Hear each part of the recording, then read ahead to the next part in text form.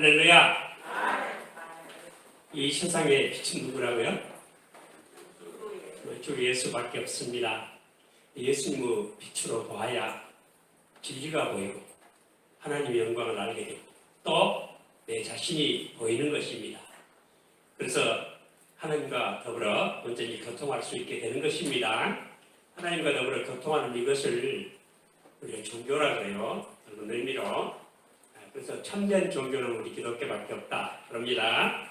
자, 그런데 오늘 본문 말씀에 대해서 제가 여러 가지로 설명을 했는데 그 중에 여러분 다 잊어먹을지 몰라요.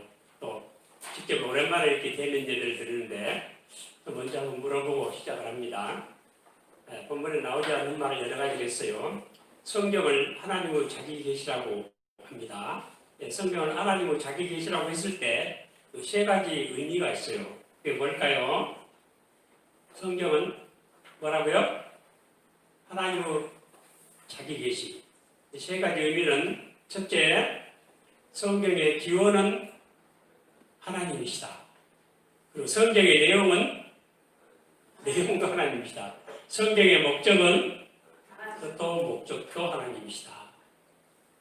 이것이 우리가 이렇게 믿어야 되고, 이런 것들이 기본적으로 잘못되면 아무리 믿는다고 해도 그 구원의 신앙으로 이어질 수가 없습니다.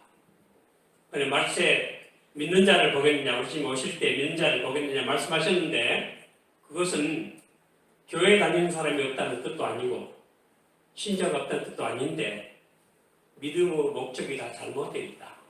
내용도 목적도 잘못되어 있다 하는 것을 의미합니다. 참 무서운 말씀이에요. 그러기 때문에 우리가 이런 말씀들을 명심을 해야 되겠습니다. 그리고 특별계시에 세 가지 방편이 있다. 무엇이었죠? 특별계시 세 가지 방편. 첫째는 신현, 데오파니, 하나님을 나타나시고, 둘째는 연, 셋째는 이적이라 했습니다. 그래서 지금 하나님의 나타나심에 대해서 제가 잠깐 말씀드렸고, 또 연에 대해서 지금 상고하고 있어요. 그리고 이제 이적, 이 세 가지 특별 계시는 구원과 관계된 계시입니다. 이 세 가지로 되어 있습니다. 그리고 또 은혜 언약이란 말이 있어요. 은혜 언약의 세 가지가 또 있어요. 그게 뭘까요? 은혜 언약의 세 가지는, 첫째는 나는 내 하나님, 그 다음에 뭡니까? 너는 내 백성. 그 다음에 세 번째 뭐예요? 우리가 함께 가리라. 우리가 함께 간다는 게 뭐라 그러죠? 그 히브리어로 뭐라 그래? 임마누엘이에요. 그리고 임마누엘이 누굽니까? 예수 그리스도가 임마누엘이죠. 여자의 후손이 바로 임마누엘이에요. 이사야가 7장 14절에 이렇게, 또 마태복음 1장 11절에도 처녀가 잉태하여 아들을 낳으리니 그 이름을 뭐라고요? 임마누엘을 하리라. 근데 오늘 이 본문 말씀에 이 여자의 후손이라는 말씀 속에, 그래서 이 임마누엘이라는 이름이 있기 때문에 하나님이 우리와 함께 하시다. 이것이 중요한 내용이고, 우리가 구원받았다 하는 것 전체도 이 말씀을 의미하는 거예요. 구원받았다. 그래서 이 말씀을 복음이라고 그래요. 복음. 근데 본문 말씀에 복음이란 말도 없고 은혜 언약이란 말도 없고 특별계시란 말씀도 없죠. 그런데 왜 우리는 은혜 언약이라고 하고 복음이라고 이렇게 말하는 것일까? 그것도 이 창세기 3장 15절을 무슨 복음이라 그래요?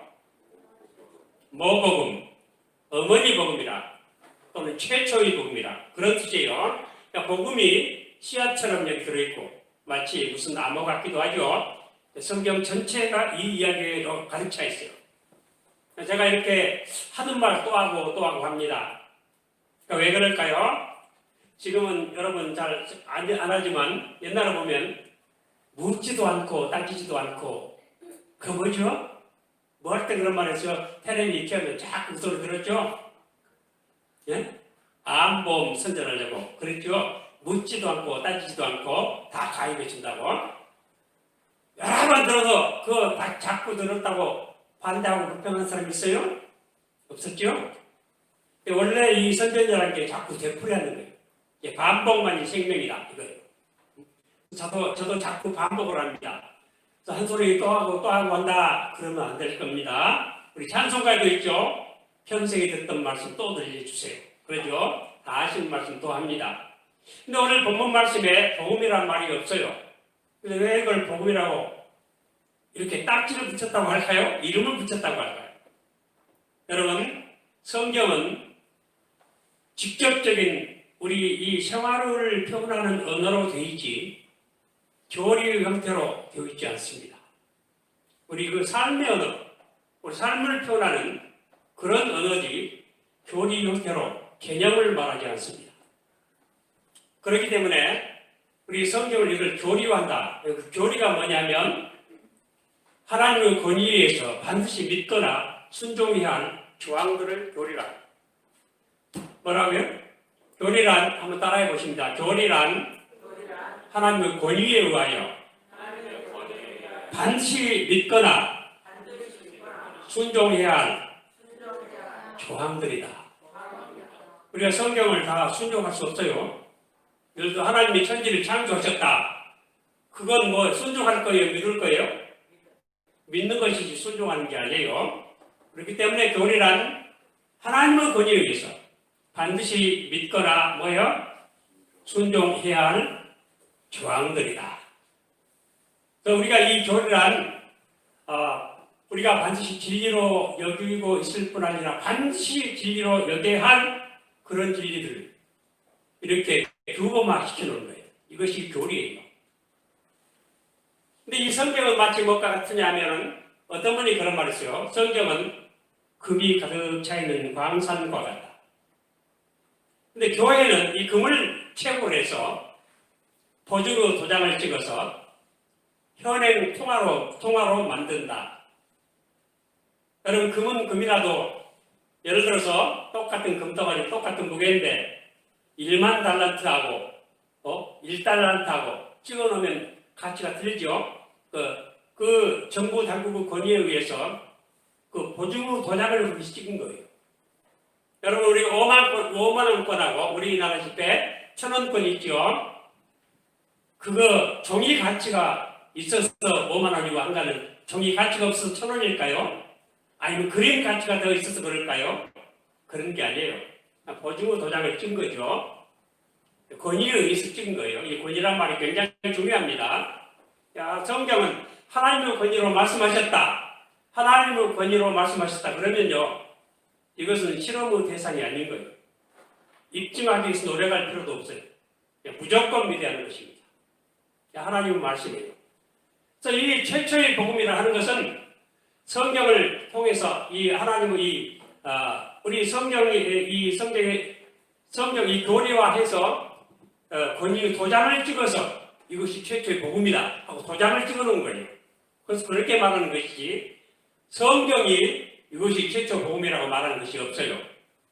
그럼 이렇게 교리화하기 위해서 어떻게 하느냐 하면은 반드시 하나님의 권위를 인정하고 믿는 사람들, 성경으로 거듭난 사람들이 모인 교회가 개인이 하는 게 아니에요. 개인 학교가 하는 것도 아니고 어떤 개교회가 하는 것도 아니고 온 교회가 모든 역사적인 전체 교회가 성령의 인도를 받아서 하나님의 말씀을 사색을 하고 연구를 하고 우리 기독교는 사색 종교가 아니고 계시 종교라 그랬죠. 근데 사색을 한다고 제가 그랬어요. 그것은 계시 의존적 사색을 말합니다. 그냥 사색이 아니요. 계시 의존적 사색을 하고 연구를 하고 추론을 해서 이것이 이 말씀이다. 성경 전체를 통해서 그렇게 규범화시켜 놓은 것을 말하는 거예요.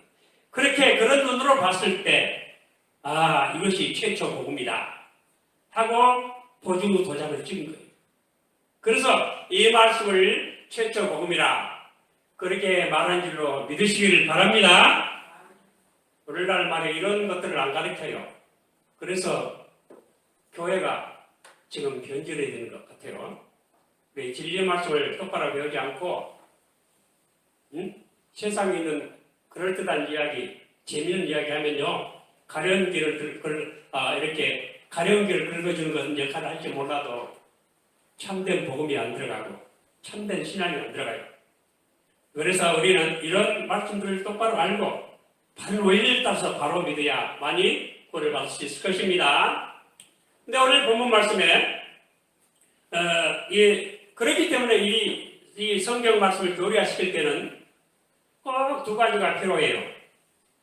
첫째는 뭐냐면 통일성, 성경 전체의 맥이 통해야 돼요. 통일성. 하나님은 통일 하나님이시고 질서의 하나님이시지 혼자고 하나님이 아니에요. 어지러움 하나님이 아니십니다. 성경의 모든 가르침도 통일성이 있어요. 그것을 체계화했을 때 교리가 되는 거예요. 그렇기 때문에 성경의 한 본문을 가지고 교리화시키면 안 된다 하는 원칙이 있어요. 응? 성경의 한 본문 가지고 전체인 것처럼 그렇게 하면 안 돼요. 왜냐하면 성경은 그때 상황에 따라서 우리 직접적인 삶의 표현의 언어예요. 그렇기 때문에 교리가 아니에요. 그런데 그것을 가지고 정교하게 교리화시켜요. 누가 그렇게 합니까? 이단들이 그렇게 하는 거예요. 그래서 이단이 생기는 거예요. 아시겠죠? 저희 전체 통일성이 맞아야 돼요. 여기도 맞고 처음에도 맞고 끝에도 맞아야 돼요. 응? 그래서 알파 오메가예요. 하나님은 알파신데 이건 오메가는 사람이 되면 안 되는 거예요. 우리는 하나님의 말씀에 그리고 그 말씀을 통해서 계시하신 하나님만이 알파 오메가 되신 줄 알고 우리 성경을 바로 배우고 바로 믿어야만이 구원받게 될 줄로 믿습니다. 이와 같은 모든 원리 속에서 이 말씀이 복음이다. 모복음이다. 최초 복음이다. 그리고 이것이 은혜 언약이다. 특별계시다. 이런 말 하는 거예요. 자, 그런데 이 특별계시의 3대 방편주에서 예언에 대해서 말씀드리다가 제가 지난 시간에 구약은 복음이에요? 아니에요? 율법이에요? 구약이 율법이에요? 복음이에요? 네? 보통 구약은 율법이고 신약은 복음이다. 그런데 땡이에요. 응? 구약은 율법이 아니고 구약도 은혜 언약의 옛 방편, 옛 경륜이고 신약은 은혜 언약의 새 경륜이다. 그렇게 말해야 돼요. 자, 따라합니다. 구약은 은혜 언약의 옛 경륜이고 신약은 은혜 언약의 새 경륜이다. 그럼 율법은 뭐가 율법인가? 행위 언약. 행위 언약만이 율법이에요. 율법을 통해서 구원받는다. 그거예요. 그런데 세상 모든 종교들은 다 그거예요. 내 모든 행실을 통해서 구원받자. 그거예요. 그런데 이 로마서 8장 3절로 9절까지입니까? 거기 보면 육신이라는 말이 한 10번은 나올 거예요. 육신은 연약해서 율법 못 지킨다. 그래서 성령을 통해서만 지킬 수 있다. 하고 확고하게 말씀을 하고 있습니다. 또 우리 육신을 가진 인간들은 율법을 못 지켜요.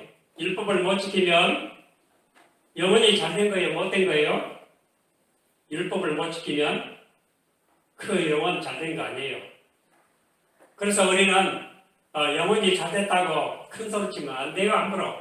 응? 하나님 만나지 못한 사람들이 하는 소리예요. 하나님 만나면 이사야처럼 거꾸로 주는 거예요. 파로가 나이는 망하게 되었도다. 하나님을 배웠고 그랬어요. 응? 하나님 못 만난 사람만이 나는 율법 잘 지킨다. 그게 바리신이죠. 그래서 영혼이 잘됐다. 착각을 하고 있어요. 여러분 세상에 돈 많이 번다고 그게 영혼이 잘된 게 아니에요. 그 영혼이 잘된 표시가 아니에요. 사탄 마귀의 세력들은 얼마든지 돈 많이 벌고 세상 권력을 주물러요. 그것이 우리 표준은 아닙니다. 여러분 그래서 우리가 이런 복음을 이렇게 말씀할 때 하나님의 말씀 따라서 이제 이 특별계시 3대 방편 하나님 나타나심과 두 번째 예언이라고 했어요. 근데 구약은 예언의 말씀을 가지고 있는데 구약에는 왜 그러면 율법이 구약에 기록되어 있는가? 여러분들 하나님께서 하시는 것은 그래요. 죄는 왜 죄가 세상에 있는 것도 하나님의 의도일까요? 아닐까요? 죄가 세상에 생긴 것. 그것도 하나님의 경륜 속에서, 하나님의 작정 속에서 나온 거예요. 왜 그럴까요?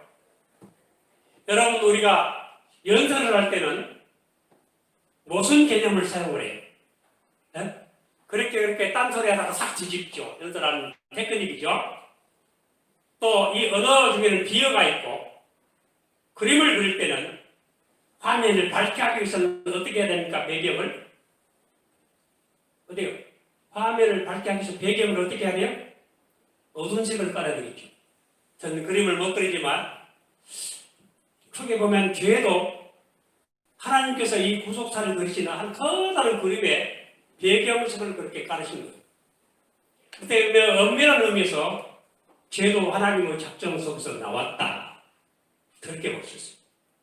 만약 죄가 없다면 진정으로 우리는 하나님의 은혜가 뭔지 모를 것이고 능력이 뭔지도 모를 거예요.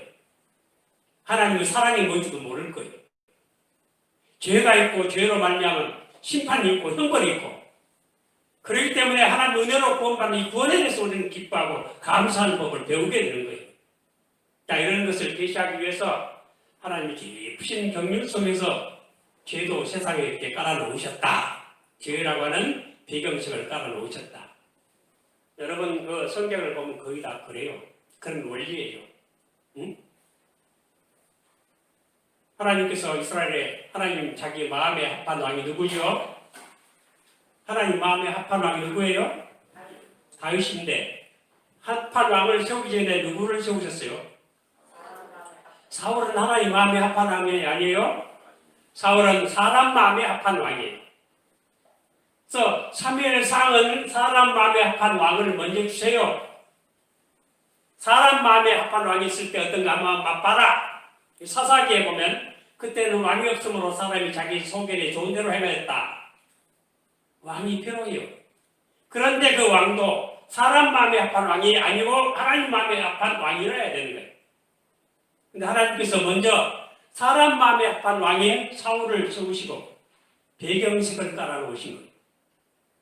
하나님의 통치가 무엇인지를 제대로 알라고 그렇게 하신 것입니다. 그래서 이 율법도 우리에게 이렇게 배경색으로 깔아주신 거예요. 구약에. 율법은 제가 세 가지로 지난주에 말씀드렸죠. 첫째는 하나님이 얼마나 거룩하신 분인 줄 알게 하기 위해서 율법을 주셨다. 율법은 하나님의 본성의 표현이에요. 보편적 시행을 위해서 표현된 하나님의 본성, 이것이 율법이에요. 하나님 자기 본성에 합하지 않는 것을 법으로 주시질 않아요. 보편적으로 다 시행을 해야 돼요. 그런 점에서 하나님 뜻과는 좀 달라요. 물론 율법도 하나님 뜻이지 어떤 사람은 결혼을 해야 되고 어떤 사람은 하지 말아야 되고 그래서 이건 율법이 아니죠. 하나님 뜻이죠. 그런 점이 달라요. 그러나 율법은 다 지켜야 돼요. 누구나. 그래서 누구나 다 첫째는 하나님이 거룩하신 것을 알게 하기 위해서 율법을 주셨어요. 그 다음 두 번째는 우리 사람은 안 되겠다. 지킬 수 없다. 절망하라고 주신 거예요. 근데 유대인들은 절망을 하기는커녕 자랑을 했죠. 바울도 회개하기 전에 나는 율법의 의로는 흠이 없는 자로라. 그러니까 흠이 없다고 말하는 것은 죄의 깊이를 깨달아 알지 못하기 때문에. 어거스틴이 그런 말 했죠. 우리 사람은 죄가 얼마나 무거운 짐인지 모르고 있다. 여러분 우리 예수님께서 수고하고 무거운 짐진 자들아 다 내게로 오라. 그 수고하고 무거운 짐이 무엇일까요? 제일 무거운 짐. 세상에서 제일 무거운 짐. 그것은 바로 죄짐이에요. 죄짐. 아시겠죠? 뭐라고요? 그 죄를 정하는 게 율법이기 때문에 이 율법 나는 못 지키겠다. 수고하고 무거워서 절망하고 낙심하고 쓰러지라고. 그것을 깨달으라고 주신 건데 바리새인들은 우리는 율법 잘 지킨다. 지키고도 남는다. 공이 쌓였다. 그래서 예수님 그거 먹어요. 자기 의로 배불러 가죠. 또 절망하라고 주죠. 그럼 절망을 하면 어떻게 될 것인가? 참된 교회에서 메시아가 필요하다. 중보자가 필요하다. 즉 말하면 예수를 믿어야 하겠다. 그렇기 때문에 믿음의 촉진자로 율법을 주셨다 이 말이에요. 그래서 구약은 복음이에요.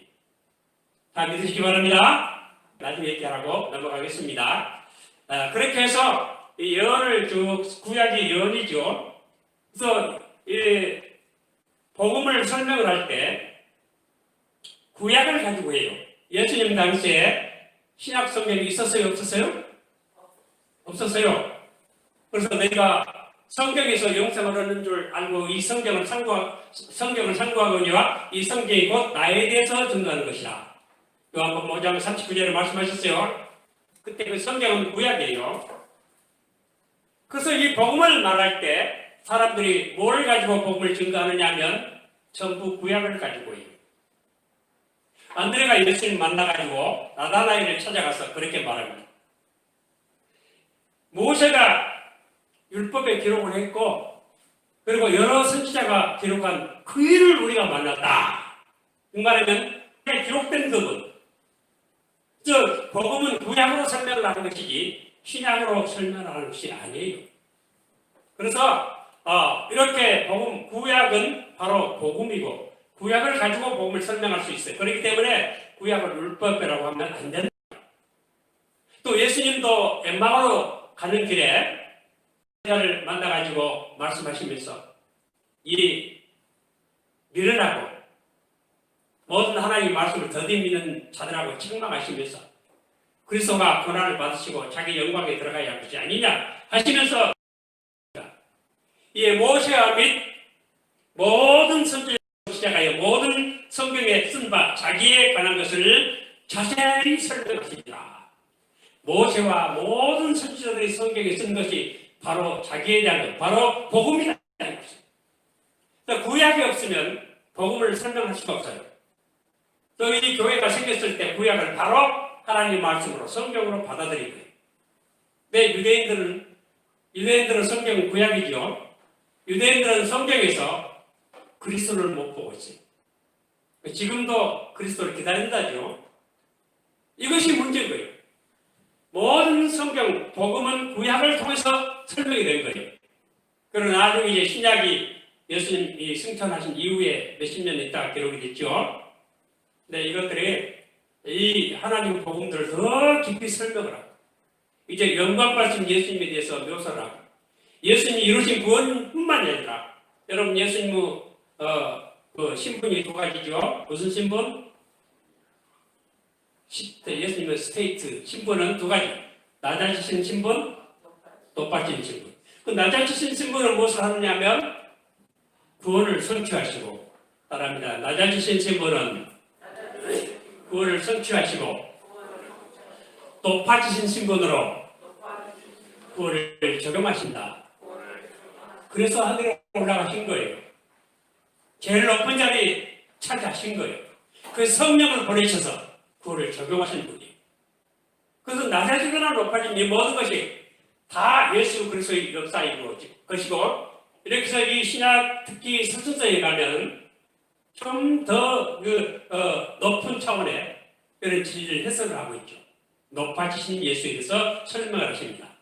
그래서 이 복음은 예수님에 대한 구약은 예수님에 대한 그러한 예언이기 때문에 이것이 복음이다. 율법이 아니다.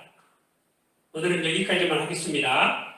이것을 아시고 우리 구약을 통해서도 예수님을 보는 그런 빛을 얻는 우리 모두 되시기를 오늘 주님 이름으로 축원을 드립니다.